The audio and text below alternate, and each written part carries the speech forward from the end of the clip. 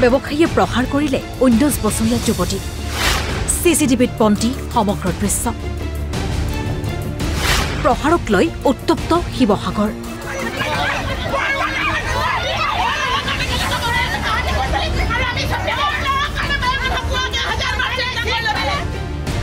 প্ৰথমে এই চিচিটিভি দৃশ্যলৈ মন কৰক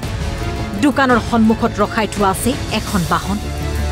বাহনখনত প্ৰেণ্ট হাউচৰ সামগ্ৰী উঠাই আছে তেনে সময়তেই বাহনখন আঁতৰাবলৈ নিৰ্দেশ দিছে ক'লা জেকেট পিন্ধা এজন লোকে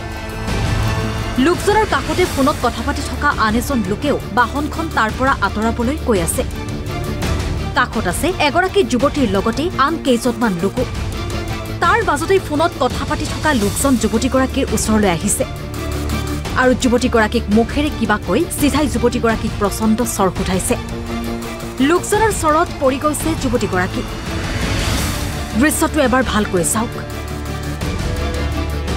এইবাৰ যুৱতীগৰাকীৰ লগত থকা এই যুৱকজনকো প্ৰচণ্ড খোচা উঠাইছে যুৱতীগৰাকীক প্ৰহাৰ কৰা এই লোক দুজন শিৱসাগৰৰ দুৰ্গা ইলেক্ট্ৰনিক্সৰ স্বত্বাধিকাৰী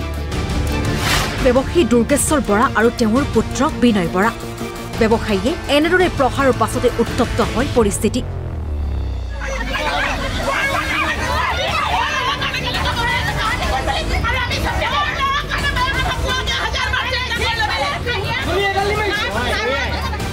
ব্যৱসায়ীৰ হুংকাৰ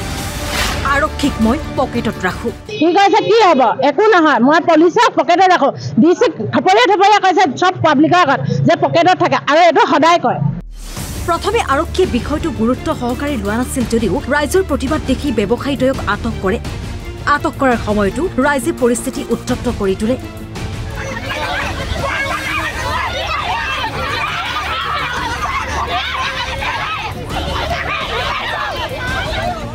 কিন্তু কিয় প্ৰহাৰ কৰিলে যুৱতীগৰাকী কাইলৈ সকাম আছে শহুৰৰ তো ইয়াত গাড়ীখন ৰখাইছিলে পেণ্ডেলৰ বস্তু আনি আছিলে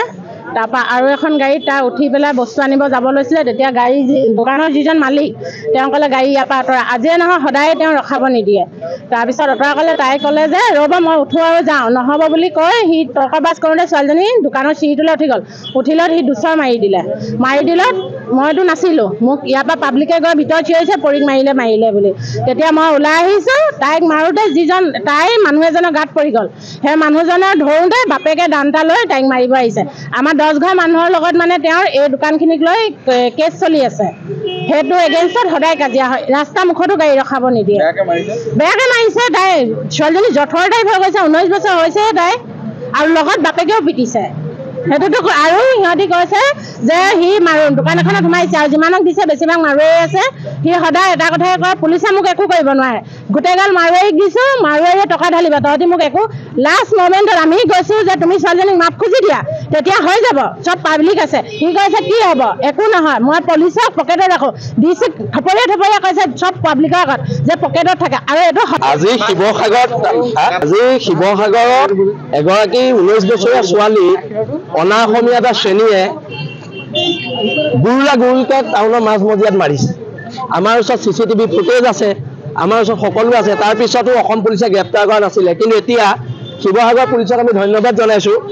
ৰাইজৰ প্ৰতিবাদৰ পিছত তেখেতক গ্ৰেপ্তাৰ কৰিছে আৰু এই দোষীসকলৰ বিৰুদ্ধে খুব জোৰদাৰ গতিত তদন্ত কৰি শাস্তি দিব লাগে আৰু আমাৰ মানুহখিনিয়ে কিমান মাৰ খাই থাকিব ইয়াত খিলন দিয়া মানুহে মাৰ খাই জীয়াই থাকিব আৰু ইহঁতি মাৰি থাকিব আটাইতকৈ ডাঙৰ কথাটো কি কৈছে গম পাইনে শিৱসাগৰ ডিচি মোৰ পকেটত আছে বুলি কৈছে অনা অসমীয়া মানুহজনে এতিয়া শিৱসাগৰ ডিচিৰ ওপৰত আমাৰ প্ৰশ্ন আছে যদি আপোনাৰ কথা আপুনি কাৰোবাৰ পকেটত আছে বুলি ক'ব পাৰে এইটো গণতন্ত্ৰৰ কাৰণে শুভ লক্ষণ নহয় এটা ব্যৱস্থাৰ কাৰণে এইটো শুভ লক্ষণ নহয়